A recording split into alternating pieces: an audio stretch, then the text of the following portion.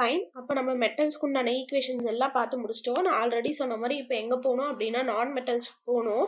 நான் மெட்டல்ஸ் போகிறதுக்கு முன்னாடி ஆக்சுவலி வந்து நிறைய பேருக்கு மீன் ஃப்ரீ பார்த்துக்கோ. அந்த மீன் ஃப்ரீ டைமுக்கும் ஒரு ரிலேஷன்ஷிப் சொன்னோம்ல, லைக் டவ் வந்து inversely proportional of the temperature, like அப்போ வந்து இதுவே வந்து பார்த்தீங்கன்னா சிவி வந்து directly proportional of the temperature. So இதெல்லாம் பார்த்தோம்ல. ஸோ இதுக்கு ரிலேட்டபிளாக இருக்கக்கூடிய ஈக்குவேஷன்ஸ் தான் நான் இந்த ஸ்லைடில் கொடுத்துருக்கேன். லைக் இதை பேஸ் பண்ணி கூட கொஷின்ஸ் கேட்டிருக்காங்க, நான் அதனால் இங்கே கொடுத்துட்டேன். ஸோ அப்போ K is equal to 1/3 CV VFL. So இந்த எல்லை வந்து நம்ம இங்கே என்னென்னு எடுத்துக்கலாம், டவுன்னு எடுத்துக்கலாம். தட் மீன்ஸ் டவுன்ற லைக் லாம்டான்னு எடுத்துக்கலாம். லாம்டா அப்படின்னா மீன் ஃப்ரீ பாத்தில், அந்த மீன் ஃப்ரீ பார்த்தா நிறைய புக்ஸில் என்ன பண்ணியிருக்காங்க அப்படின்னா டவுன் ரெப்ரசன்ட் பண்ணல, லைக் லாம்டான்னு ரெப்ரசன்ட் பண்ணல. ஸோ அதுக்கு பதிலாக வந்து மீன் ஃப்ரீ பார்த்துக்கும் மீன் ஃப்ரீ டைமுக்கும் வேறு சிம்பிள்ஸ் யூஸ் பண்ணியிருக்காங்க. யூ டோன்ட் வரி, நமக்கு சிம்பிள் பிரச்சனை இல்லை. அப்போ மீன் ஃப்ரீ பார்த்து லாம்டாக்கும் லைக் மீன் ஃப்ரீ பார்த்து டைமுக்கும் என்ன ரிலேஷன்ஷிப் அப்படின்னு பார்க்கும்போது லைக் இந்த இடத்துல கொடுத்துருக்கேன் பாருங்கள், இதுதான் ரிலேஷன்ஷிப். அப்போ lambda is equal to VF into tau. அப்போ டவ் என்னென்னு பண்ணிக்கலாம், tau is equal to lambda divided by VF. அதாவது லைக் ஃபெர்மி வந்து என்ன சொல்லியிருப்பார், ஒரு வெலாசிட்டி சொல்லியிருப்பாருல்ல, ஆவரேஜ் வெலாசிட்டி சொல்லியிருப்பார்ல. அப்போ மீன் ஃப்ரீ டைமால் லைக் ஃபெர்மி வெலாசிட்டியை நான் டிவைட் பண்ணேன் அப்படின்னா எனக்கு என்ன டேர்ம் கிடச்சிரும், லைக் நமக்கு மீன் ஃப்ரீ டைம் கிடச்சிரும். ஓகேங்களா. ஸோ நான் இங்கே தெளிவாக இந்த ஸ்லைடில் கொடுத்துருக்கேன். ஓகேங்களா. ஸோ இந்த ஃபார்ம்லாம் நம்ம ஆல்ரெடி பார்த்தது. அப்போ ஃபெர்மி எனர்ஜினா நமக்கு என்னன்னு தெரியணும்ல. இந்த ஃபெர்மி எனர்ஜிக்கு உண்டான ஃபார்ம்லாவும் நமக்கு நிறைய இடத்துல கேட்குறாங்க. That is Fermi energy 1/2 mv². Normal எனர்ஜிக்கு உண்டான ஃபார்ம்லா தான். ஸோ அப்போ கேக்கும் ஃபெர்மி எனர்ஜிக்கும் நம்ம ரிலேட் பண்ணி லைக் ஃபைனல் ஃபார்ம்லா எடுத்துகிட்டு வருவோம். இந்த ஃபார்ம்லாஸ் எல்லாம் எங்கே வரும் அப்படின்னா டியூட் மாடல்னு ஒரு மாடல் இருக்கும். Like classical theory of the thermal like conductivity of a சாலிட்ஸ்னு ஒரு டாபிக் இருக்கும். லைக் டியூலாங் மெத்தட்னு ஒரு டாபிக் இருக்கும். லைக் கிளாசிக்கல் மெத்தடு, குவாண்டம் மெத்தட்ஸ்னு இந்த மாதிரி நிறைய இருக்குது. இது நம்ம பிஜிடிஆர்பிக்கு தான் வரும். லைக் யூஜிடிஆர்பின்னும் போது மேலோட்டமாக இந்த டாபிக்ஸ் எல்லாம் என்னென்ன அப்படின்றத பார்த்துட்டா போதும். ஸோ அதை ரிலேட் பண்ணி இருக்கக்கூடிய ஃபைனல் ஃபார்ம்லா என்ன அப்படின்னா சிவிக்கு உண்டான ஃபைனல் ஃபார்ம்லா. ஸோ இதெல்லாம் போட்டு கன்ஃபியூஸ் பண்ணிக்காதீங்க. ஜஸ்ட் ஃபார் ஈக்குவேஷன்ஸ் பார்த்துட்டு எது எதுக்கு டைரக்ட்லி ப்ரொபோர்ஷனல் இந்த இடத்துல மட்டும் பார்த்துக்கோங்க. ஓகேவா, ஃபைன். ஸோ இப்போ நம்ம ஆல்ரெடி நான் சொன்ன மாதிரி எங்கே போயிடலாம், நான் மெட்டல்ஸ்க்கு போயிடலாம். ஓகேங்களா. ஸோ அப்போ thermal conductivity of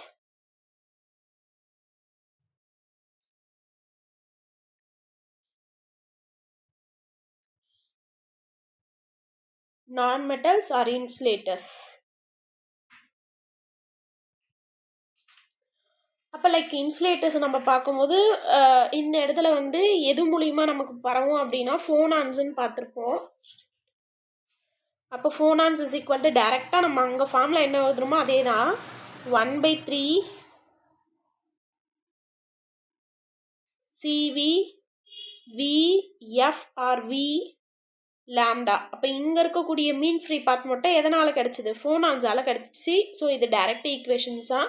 so this is the like thermal conductivity equations for the phonons. That means இன்சுலேட்டருக்கு உண்டான ஃபார்முலா. அப்போ சிவி அப்படின்றது நமக்கு தெரியும். இந்த இடத்துல எலக்ட்ரானிக் ஸ்பெசிஃபிக் ஹீட் கிடையாது, லாட்டஸ் ஸ்பெசிஃபிக் ஹீட். ஓகேங்களா. என்ன heat, lattice specific heat. Like வின்றது நமக்கு இந்த இடத்துல வந்து அங்கே வெலாசிட்டி வந்து ஆவரேஜ் வெலாசிட்டி, ஃபெர்மி வெலாசிட்டின்னு சொல்லியிருப்போம். இங்கே இது எதனால் உருவாகுதுன்னு சொன்னேன், லைக் சவுண்ட் வேவ்ஸ். அப்போ வெலாசிட்டி ஆஃப் சவுண்டு. ஓகேங்களா. அப்போ லாம்டான்றது we know very well like mean free path. So இதோட எது முடிஞ்சிச்சு அப்படின்னா லைக் இன்சுலேட்டருக்கு உண்டான ஃபார்ம்லாம் முடிஞ்சிச்சு. ஒரே ஒரு ஃபார்ம்லா தான் K is equal to 1/3 CV lambda. Okay, fine. So நான் ஆல்ரெடி இப்போ தான் சொன்னேன் டியூட் மாடல்னு ஒரு மாடல் இருக்குது, லைக் டெபே மாடல்னு ஒரு மாடல் இருக்குது, டியூலாங் பெட்டிட் லா அப்படின்னு சொல்லிட்டு ஒரு 4-5 மாடல்ஸ் இருக்குது. லைக் கிளாசிக்கல் மாடல்ஸு, அதுக்கப்புறம் வந்து பார்த்திங்கன்னா லைக் வேறு என்ன மாடல் அப்படின்னு வந்து பார்த்திங்கன்னா டெபே மாடல், லைக் எயின்ஸ்டீன் வருவார். ஸோ இந்த மாடல்ஸ் எல்லாம் இருக்கும். இதில் ஒரே ஒரு விஷயம் தெரிஞ்சுக்கிட்டிங்க அப்படின்னா இந்த எந்த கொஷின் கேட்டாலும் லைக் டெம்பரேச்சர் வச்சு நம்ம வந்து இதை டெஃபினேஷன்ஸ் கொடுப்போம். என்ன அப்படின்னா நான் 2 விதமாக இதை பிரிச்சுக்கிறேன். ஒன்று வந்து லோ டெம்பரேச்சர், இன்னொன்று வந்து ஹை டெம்பரேச்சர். அப்போ நல்லா ஞாபகம் வச்சுக்கோங்க, ஹை டெம்பரேச்சர் போகும்போது அதாவது நம்ம டெம்பரேச்சருக்கும் ஸ்பெசிஃபிக் ஹீட் இருக்குல்ல, அந்த ஸ்பெசிஃபிக் ஹீட்டுக்கும் ரிலேட் பண்ணுவோம். அப்போ எதுக்கும் டெம்பரேச்சருக்கும் ஸ்பெசிஃபிக் ஹீட்டுக்கும் ரிலேட் பண்ணுவோம். அப்படி ரிலேட் பண்ணும்போது அந்த ரிலேஷன்ஷிப் உங்களுக்கு ரொம்ப டீட்டெயில்டாக வேணும்னா நம்ம வந்து லைக் அந்த மெத்தட்ஸ் எல்லாம் படிக்கும்போது நமக்கு ஒரு ஐடியா கிடைக்கும். டெம்பரேச்சருக்கும் ஸ்பெசிஃபிக் ஹீட்டுக்கும் ஒரு ரிலேஷன்ஷிப் பார்க்கும்போது லைக் இது என்ன மாடல் அப்படின்னா டியூலாங் பெட்டிட் லா. அதில் வந்து லைக் ஃபார்முலா நமக்கு என்ன கிடைக்கும் அப்படின்னா CV = 3Rன்னு கிடைக்கும். தட் மீன்ஸ் அந்த டெம்பரேச்சர் வந்து எப்படி இருக்கும் அப்படின்னா கான்ஸ்டன்ட் ஆகிடும் அப்படின்னு சொல்லிட்டு நம்ம பார்த்துருப்போம். ஞாபகம் இருக்குங்களா? லைக் ஒரு பர்டிகுலர் டெம்பரேச்சர், அதாவது ஒரு ஹை டெம்பரேச்சரில் அந்த CV அப்படின்றது வந்து என்னவாயிட்டு இருக்கும்னு சொல்லியிருப்போம், கான்ஸ்டன்ட் ஆகிட்டு இருக்கும் அப்படின்னு சொல்லியிருப்போம். அதுதான் டியூலாங் மெத்தட் அப்படின்னு சொல்லிட்டு பார்த்துருப்போம். அதாவது ஹை டெம்பரேச்சர் போகும்போது ஸ்பெசிஃபிக் ஹீட் கெப்பாசிட்டி வந்து ஒரு கான்ஸ்டன்ட் வேல்யூ வருது. அந்த கான்ஸ்டன்ட் வேல்யூல தான் நம்ம வந்து 3R அப்படின்னு சொல்லிட்டு பார்த்துருப்போம். ஞாபகம் இருக்குங்களா? இந்த கிராஃப் கூட பார்த்துருப்பீங்க பாருங்க, நான் கரெக்டாக போடுறேன். அப்போ இது ஹை டெம்பரேச்சர் ப்ராப்பர்ட்டி. என்ன ப்ராப்பர்ட்டி? High temperature property. இது எதுக்கும் ரிலேஷன்ஷிப் பார்க்க போகிறோம்னா CVக்கும் டெம்பரேச்சருக்கும் பார்ப்போம். அப்போ இந்த மாதிரி ஒரு கிராஃப் இருக்குது அப்படின்னா லைக் வந்து டெம்பரேச்சர் இன்க்ரீஸ் ஆக CV இன்க்ரீஸ் ஆகிட்டே வரும். ஞாபகம் இருக்குங்களா? இப்படி வரும். அப்போ ஒரு பர்டிகுலர் ஹை டெம்பரேச்சர், இந்த மாதிரி ஹை டெம்பரேச்சர் போகும்போது CV வேல்யூ என்ன ஆகும்னா கான்ஸ்டன்ட் ஆகிடும். அந்த கான்ஸ்டன்ட் வேல்யூ தான் நம்ம 3Rன்னு சொல்லியிருப்போம். இந்த லா தான் என்ன லா அப்படின்னு வந்து பார்த்தீங்கன்னா டியூலாங் பெட்டிட் லா அப்படின்னு சொல்லிட்டு படிச்சிருப்பீங்க. இந்த ஈக்குவேஷனை எங்கே கேட்டிருந்தாங்க அப்படின்னு வந்து பார்த்தீங்கன்னா நம்ம லாஸ்ட் PGTRB 2026 கேட்டிருந்தாங்க. ஸோ அதுக்காக தான் இவ்வளோ எக்ஸ்ப்ளனேஷன் தரேன். அப்போ ஹை டெம்பரேச்சர் போகும்போது அது எந்த லாக்கு ஒபே ஆகுது அப்படின்னு கொஷின் கேட்கலாம். That is Dulong Petit law. That means CV = 3R. அப்போ இங்கே வந்து டெம்பரேச்சர் வந்து ஹை டெம்பரேச்சர் போகும்போது ஸ்பெசிஃபிக் ஹீட் கெப்பாசிட்டி வந்து ஒரு கான்ஸ்டன்ட் டெம்பரேச்சருக்கு இருக்கும்போது ஒரு கான்ஸ்டன்ட் வேல்யூவில் போயிடுது அப்படின்னு சொல்லிட்டு பார்த்துருப்போம். இங்கே வந்து இந்த ஸ்கேட்ரிங் எப்படி நடக்குது அப்படின்றதெல்லாம் பார்த்துருப்போம். இந்த ஸ்கேட்ரிங் எதை பற்றி பேசும் அப்படின்னா லைக் இது எல்லாமே நான் மெட்டல்ஸ் அப்படின்றதுனால இங்கே என்ன ஸ்கேட்ரிங் நடக்கும்? ஃபோனான் ஸ்கேட்ரிங். அதாவது ஒரு எனர்ஜி ஆஃப் த வேவ்க்கும் இன்னொரு எனர்ஜி ஆஃப் த வேவ்க்கும் வந்து ஸ்கேட்ரிங் நடக்கும். இந்த தியரி எல்லாத்தையும் நம்ம வந்து டீட்டெயில்டாக படிச்சிருப்போம். ஸோ அப்போ இந்த பாயிண்ட் ரொம்ப ரொம்ப இம்பார்ட்டன்ட். நான் ஆல்ரெடி சொன்ன மாதிரி லாம்டா அப்படின்னும் போது அது எதுக்கு இன்வெர்ஸ்லி ப்ரொபோர்ஷனலாக இருக்கும்? லைக் டவுன்னு பார்க்கும்போது அது வந்து எப்படி இருக்கும்? லைக் இன்வெர்ஸ்லி ப்ரொபோர்ஷனலாக இருக்கும்ல டெம்பரேச்சர். நம்ம இப்போ பார்த்தோம்ல mean free time, mean free path அப்படின்னு சொல்லிட்டு. அப்போ மீன் ஃப்ரீ டைம் அப்படின்னும் போது is inversely proportional of the temperature அப்படின்னு சொல்லிட்டு பார்த்தோம்ல. ஸோ அந்த பாயிண்ட்லாம் இங்கே முக்கியம். ஓகேவா?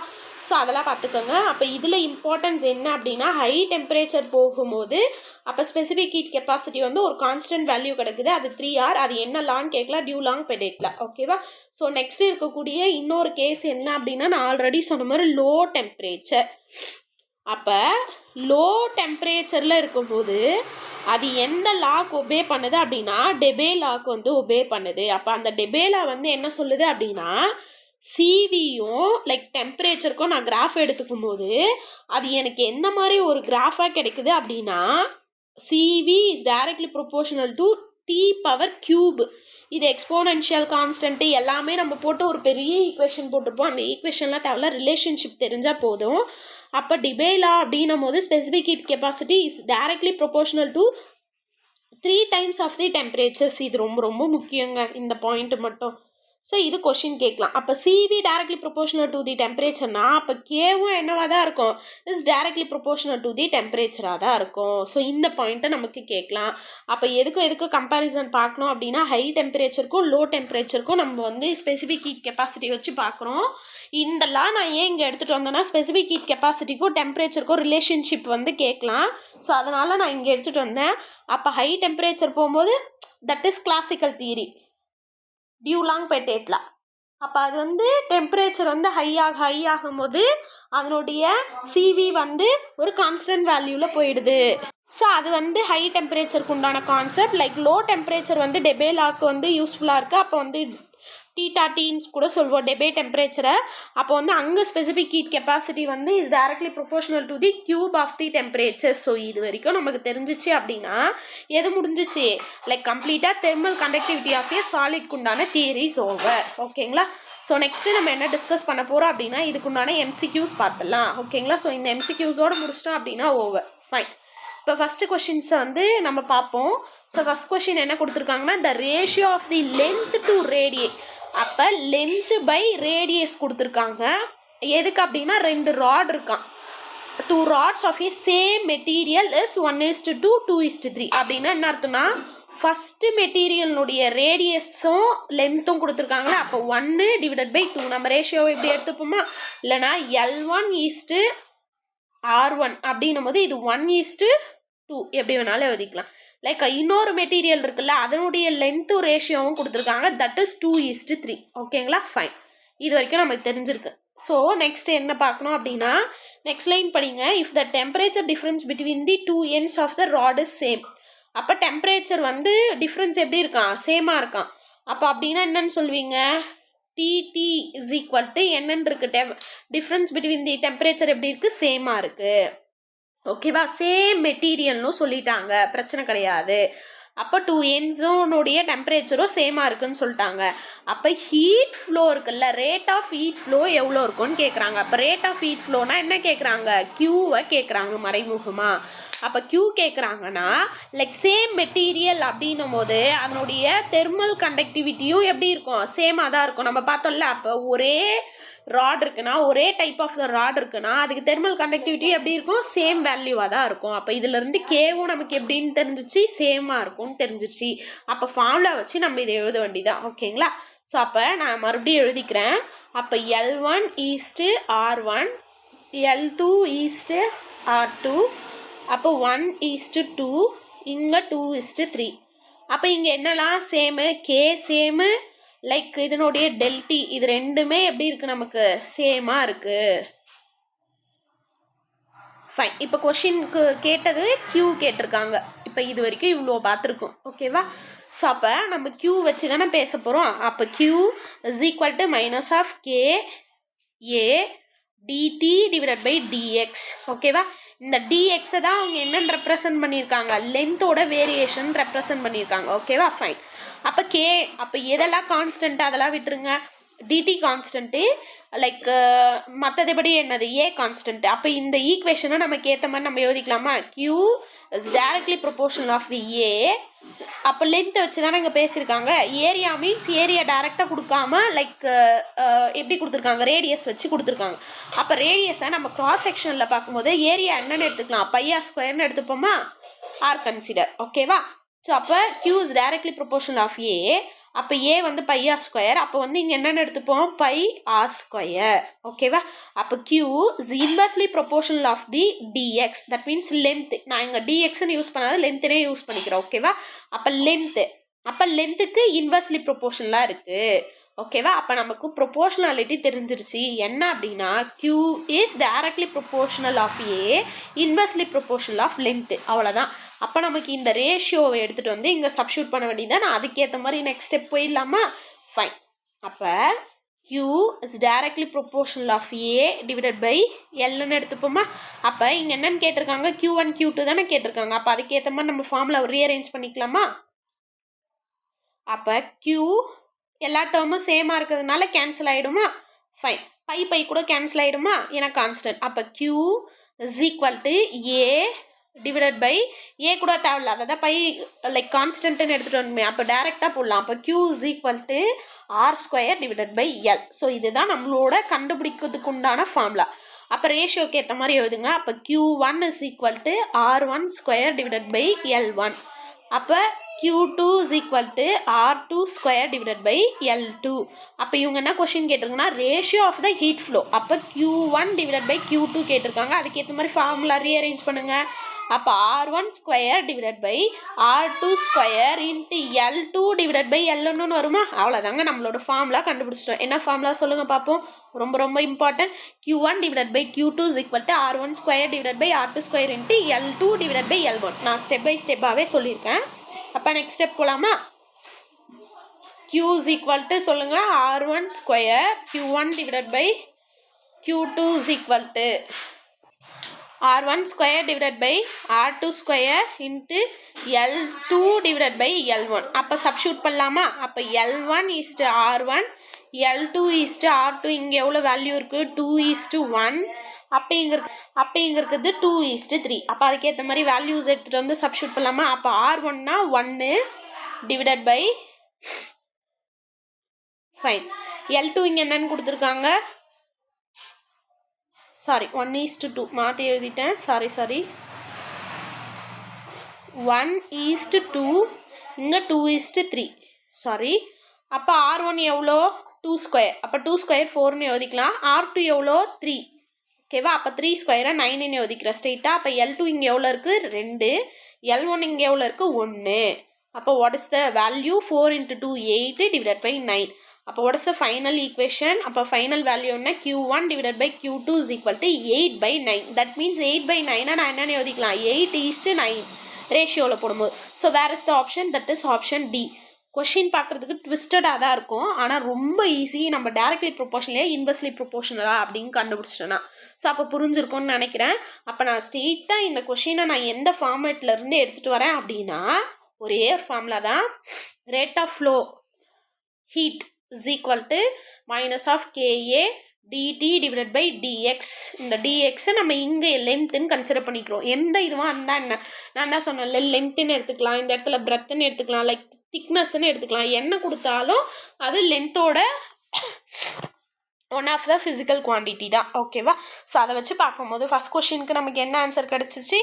8:9ன்னு கிடச்சிச்சு. ஓகேங்களா? ஸோ ஃபஸ்ட் கொஷின் புரிஞ்சிருக்கோன்னு நினைக்கிறேன். செகண்ட் கொஷின் மூவ் ஆன் பண்ணிடலாமா? ஃபைன்.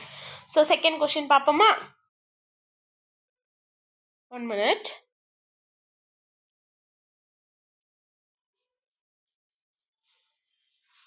ஸோ நெக்ஸ்ட் கொஷின் என்ன அப்படின்னா, தெர்மல் கண்டக்டிவிட்டிக்கு எஸ்ஐ யூனிட் என்னன்னு கேட்குறாங்க. அப்போ தெர்மல் கண்டக்டிவிட்டிக்கு நம்ம ஆல்ரெடி எஸ்ஐ யூனிட் டெரைவ் பண்ணதுனால நான் ஸ்ட்ரெயிட்டாக வந்துடுறேன். என்ன டெரைவ் பண்ணியிருப்போம் அப்படின்னா, Q is equal to KA dt divided by dx அப்படின்றது எல்லாத்தையும் போட்டுட்டு நம்ம டெரைவ் பண்ணதுக்கப்புறம் நமக்கு என்ன லைக் ஜூல் பர் செகண்ட் வச்சு கேட்டிருக்காங்களா, எல்லா ஆப்ஷன்லேயும் வாட்டை வச்சு கேட்டிருக்காங்களான்னு பாருங்கள். நம்மளோட பிரச்சனை வாட்டை வச்சு தான் கேட்டிருக்காங்க, பிரச்சனை இல்லை. ஸோ அப்போ வாட்டை வச்சு கேட்கும்போது நமக்கு என்ன ஆன்சர்னு தெரியும்? Option C. ஓகேங்களா? ஸோ அப்போ what divided by meter dot kelvin அப்படின்றது தெரியும். இதை நான் வந்து யாருக்கெல்லாம் புரியலையோ, ஆக்சுவலி இந்த டெரிவேஷன்ஸ் வந்து நம்ம லாஸ்ட் வீடியோவில் கொடுத்துருக்கோம், எஸ்ஐ யூனிட் எப்படி டெரைவ் பண்ணுறதுன்னு சொல்லிட்டு. ஸோ இந்த வீடியோ பார்க்குறதுக்கு முன்னாடி அதை பார்த்துட்டு வந்துட்டிங்கன்னா கொஞ்சம் ஈஸியாக கிளியர் கட்டாக இருக்கும். ஓகேங்களா? ஃபைன். ஸோ நெக்ஸ்ட் கொஷின் போகலாங்களா? ஸோ நெக்ஸ்ட் கொஷின் என்ன அப்படின்னா, heat capacity of a substance is infinite அப்படின்னா என்ன மீனிங் அப்படின்னு கொடுத்துருக்காங்க.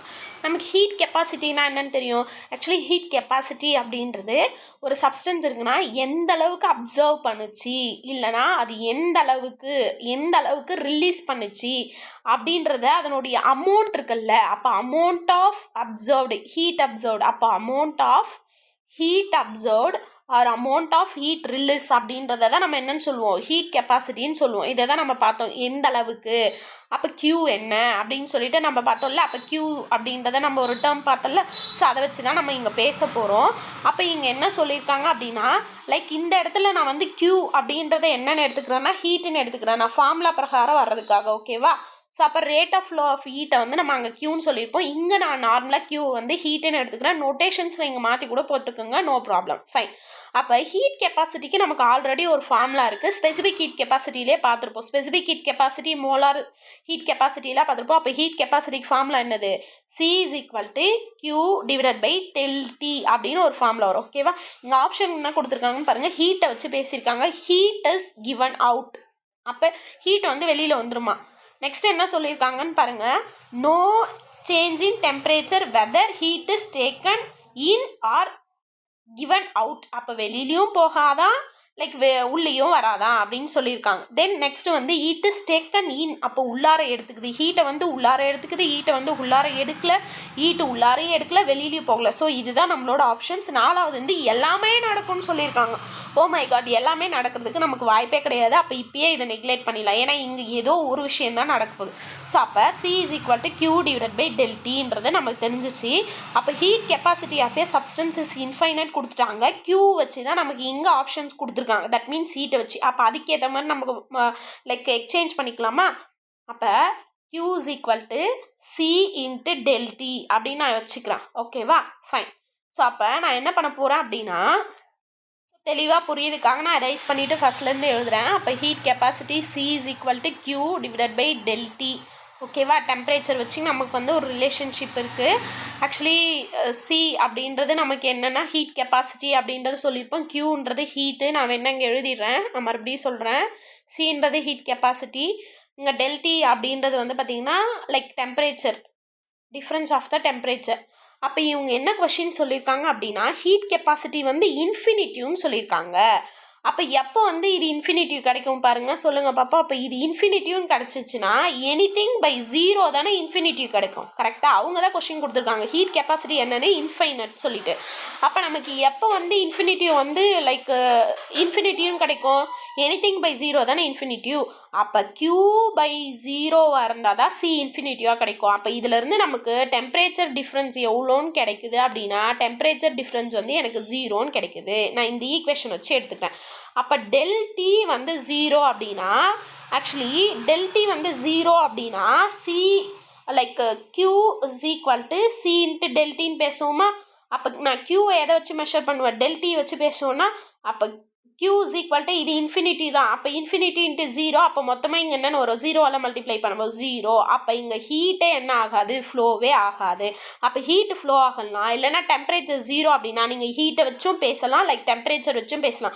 இந்த 2 ஸ்டெப்பும் போடாமல் இந்த ஸ்டெப்போட கூட விட்டுடலாம். அப்போ டெம்பரேச்சர் 0, டெம்பரேச்சர் 0னா அங்கே ஹீட்டே ப்ரொடியூஸ் ஆகிருக்காது. அப்போ வாட் இஸ் த ஆப்ஷன்? அப்போ ஹீட் வெளியும் போயிருக்காது, உள்ளேயும் போயிருக்காரு, ஆளும் கிடையாது. அப்போ no change in the temperature whether heat is taken in or out. ஓகேவா? ரொம்ப ஈஸியான கான்செப்ட். அப்போ இது இன்ஃபினிட்டினா இன்னொரு டேர்ம் 0வாக இருக்கணும். அது எதுன்னு கண்டுபிடிச்சிட்டோன்னா ஓகே.